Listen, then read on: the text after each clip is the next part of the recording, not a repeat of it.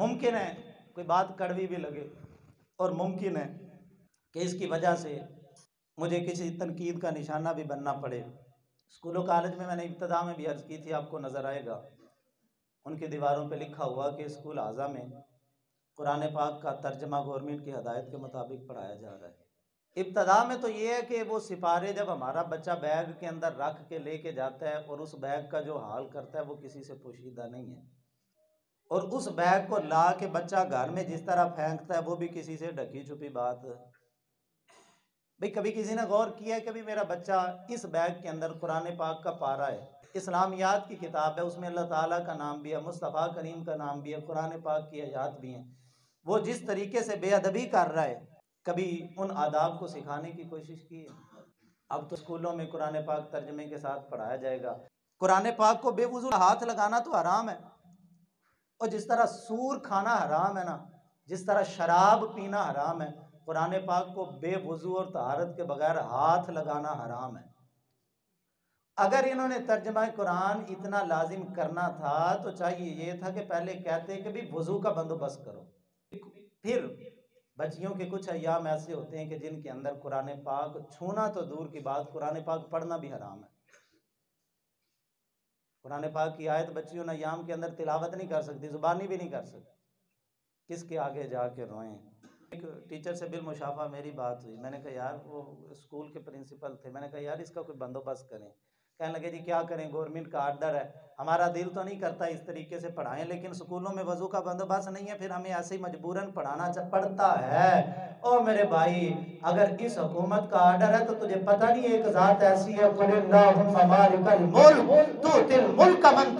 एक जात ऐसी है वो कुल बादशाहों की बादशाह है, उसकी बादशाही सबसे ऊपर है। अगर इस गवर्नमेंट का आर्डर चल सकता है तो कुल कायनात के मालिक के आर्डर की कोई अहमियत ही नहीं है। वो कहता है मेरे कुरान को बगैर तहारत के तुमने हाथ नहीं लगाना, लेकिन क्या करें, वो इकबाल ने कहा था दौरे हाजिर मलकुल मौत है तेरा, जिसने खींच ली रूह तेरी दे के तुझे फिक्र माश। पैसा पैसा पैसा, मुसलमान के दिलो दिमाग के अंदर पैसा इतना रच बस गया, वही इकबाल ने कहा था बेचता है हाशमी नामू से दीन मुस्तफा, वे दीन भी बेच देते हैं, इस्लाम के अहकामात भी हम रोजी और पैसे की खातर कुर्बान कर देते हैं। इतना वाज़े हुक्म तारीख़ इस्लामिया के अंदर कभी इस हुक्म को नहीं झुठलाया गया, लेकिन आज हमारे आदाब इतने रुखसत हो गए कि बच्ची उन खास अय्याम के अंदर भी उसको कुरान पाक पढ़ाया जा रहा है, और टीचर कह रहे हैं, वो कहते हैं जी क्या करें मजबूरी है, हमने तो पढ़ाना है, चाहे किसी भी हालत के अंदर है, हमें इस बात का नहीं पता। इतना जुमला बोलना तो कुफर हो जाता है, बंदा दायरा इस्लाम से खारिज हो जाता है, लेकिन क्या करें, ये रोजी और फिक्र माश ये इतनी गालिब आ गई है। इकबाल ने तो बड़ी देर पहले ही कह दिया था ताइरे लाहूती, उस रिज्क से मौत अच्छी जिस रिज्क से आती हो परवाज में कोताही। और जेलम के बाबे ने क्या था, उन्होंने कहा कि बेगैरत दी यारी नालों संग कुत्ते दा चंगा, ते बेशर्मी दे मुर्गे नालों साग सरों दा चंगा। वो रोजी जो कुरान पाक की बेहुरमती करके हासिल होती है, जिस तरह सूर हराम है, जिस तरह शराब हराम है, जिस तरह सूद हराम है, इसी तरीके से वो रोजी जो कुरान के अहकाम को पामाल करके हासिल की जाए वो रिज़्क भी हराम है। हमें इतना दूर कर दिया गया, हमारे लोग तो इसको डिफेंड करने हैं। मुझे बाकायदा कई लोगों ने आके कहा, कई नौजवानों ने कहा देखो जी गवर्नमेंट ने कितना अच्छा इकदाम किया, कितना अच्छा इकदाम किया स्कूलों के अंदर तर्जुमा। मैंने कहा भाई पहले वुजू का एहतमाम तो करवाते, ये अकल कौन, लेकिन क्या करे खुदा जब दीन लेता है अकल भी छीन लेता है। जब दीन निकलता है बंदा यहूद व नसारा का गुलाम बनता है, फिर दीन वाली अकल निकल जाती है।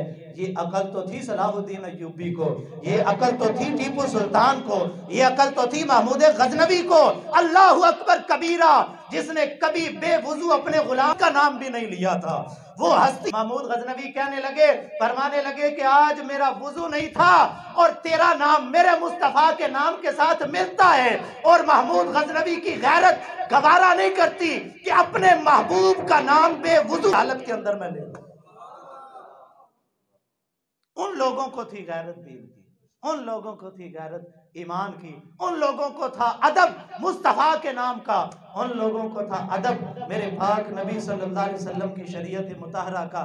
क्या करें, किन कीचड़ों के अंदर हम फंस गए हैं।